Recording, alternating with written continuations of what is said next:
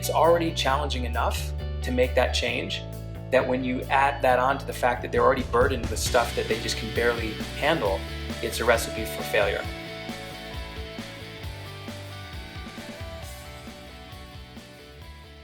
Todd, let's say we have someone,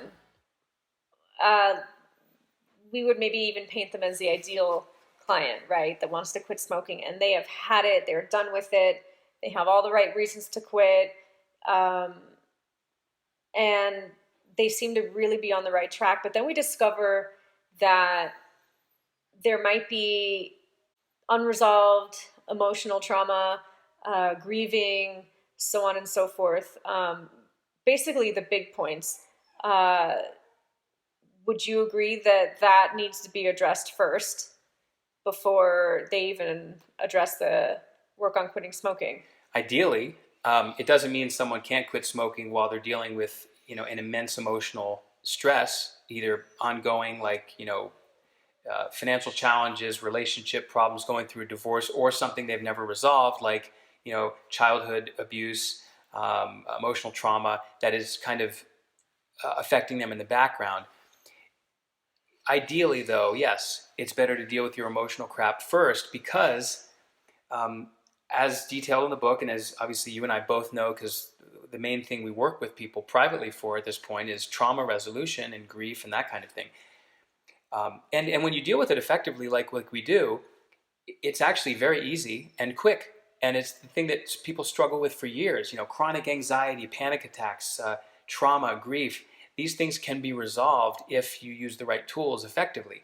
So when someone is dealing with an emotional burden that's significant, and then they're going to potentially add more stress temporarily by quitting smoking, by making a big change in their lifestyle, it's usually basically it's just too much, and it's like the cup is overflowing. It's already pretty high, and now they're adding a little more, and it overflows.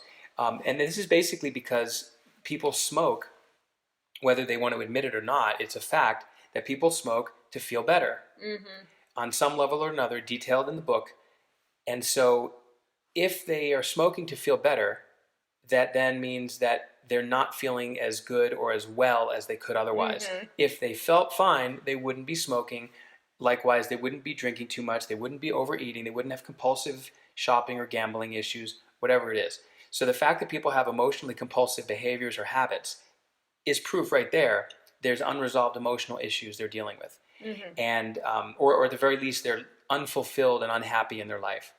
So a big source of unfulfillment, a big source of unhappiness is unresolved emotional baggage. And this usually is trauma related, but it can also just be chronic anxiety with an unknown source, origin, a lot of stress. And it's always best to, if not to completely resolve those issues, to really bring them down substantially, so that someone can really focus mentally and emotionally on the process of quitting.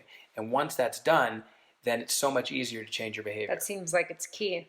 Yeah, ideally, they would deal with that first. Right. It doesn't mean that they have to, but the success rate of someone quitting smoking is, all things being equal, is much higher if they're emotionally balanced. And unfortunately, given the fact that 70% of our society is overweight, 15% smoke, who knows what percentage are hooked on marijuana or alcohol or shopping or gambling or porn or social media, you probably have 90 to 95% of the American public that is emotionally unstable or imbalanced. And so to ask those people to, join the gym and drop 30 pounds or quit smoking, you've been doing it for 20 years, that's a tall order. Now, as hypnotists, we can get around that. But the average person on the street, it's already challenging enough to make that change, that when you add that on to the fact that they're already burdened with stuff that they just can barely handle, it's a recipe for failure.